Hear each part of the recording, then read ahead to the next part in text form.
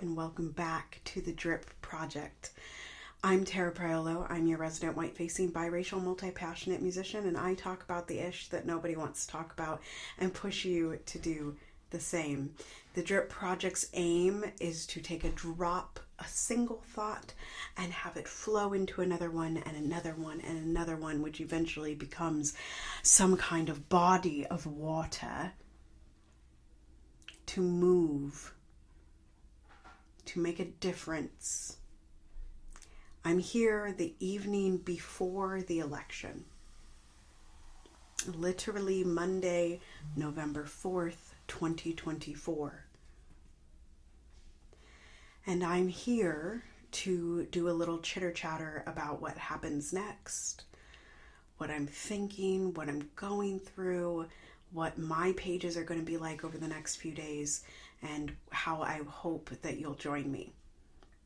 Okay, let's dig in. So we have another binary choice. There's not really a third party, and I understand that people are frustrated by that. And my response is, then we have to do something in between elections, right? We can't just vote for president, not really pay attention to the down ballot, not really pay attention to anything else, right? We have to continue to fight in between time to make a third party or fourth party or fifth party viable, right? We have to be able to change laws, which means that we have to get some very progressive people into office, right? Or at least people that agree with us to shift the narrative. But the other thing that I mentioned in a post that I want to talk about here is that no matter how many parties we have, no matter how many people we have running for president, we will never find the perfect person that passes every litmus test. Now that said, genocide is a pretty big litmus test, and none of the candidates running seem to care that there is a genocide happening by a country that the U.S. fully backs, right? And how do you decide if a genocide will be worse under one of them?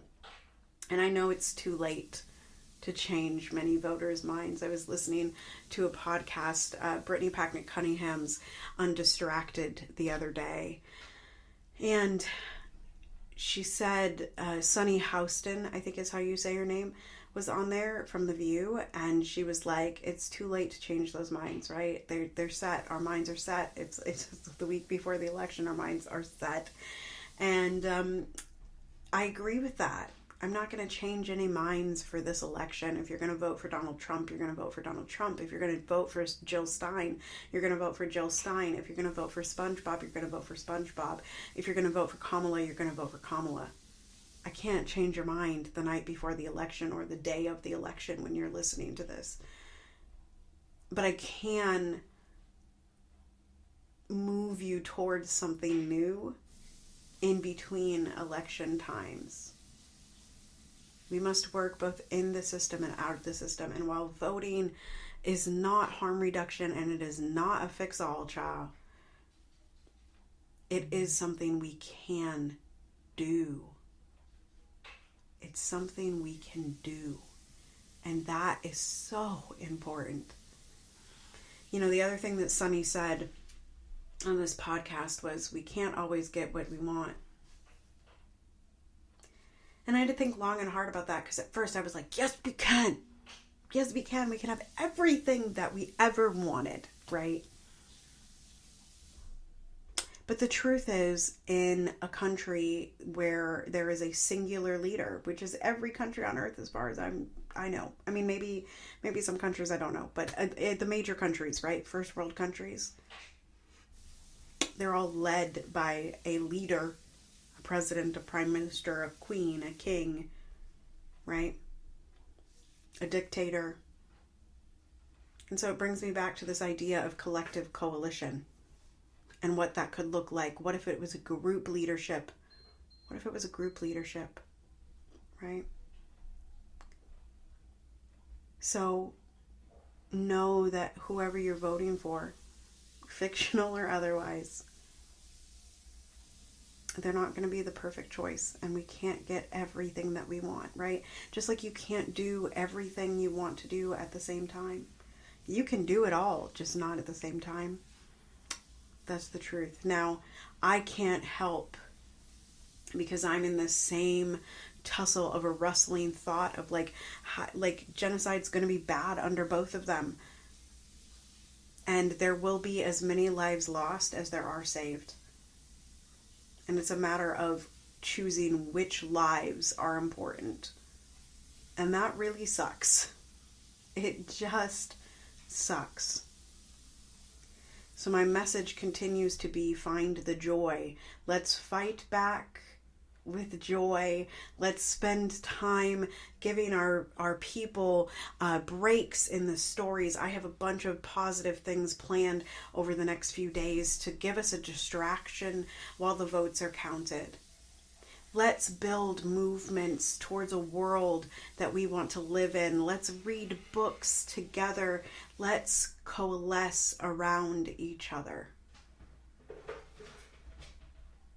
We can do all things, just not all at once, and we must play in the system just as we play outside of it. Courage, joy, hope, love. These are the things we need tomorrow and beyond. And we can give them to ourselves and to each other. Those of us that our cups are still running over, we can give from our overflow. And those of you that need to refill your cup, take your breath. This is a hard election. It's an impossible choice. It's an impossible choice.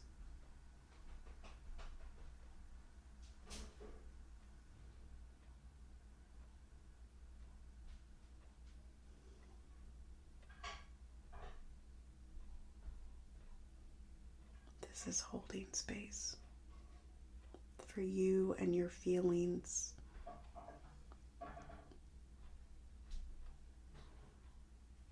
I hope that you can find your joy, because joy is our revolution. I can't change your mind now, but I can change your mind afterwards. Continue to be anti-racist. Be safe. Wear a mask. Make good trouble. Do good work. I love y'all hardcore. Joy is our revolution. Step into it and belong to it. Go vote. And as Brittany Packnett Cunningham says, let's go get free.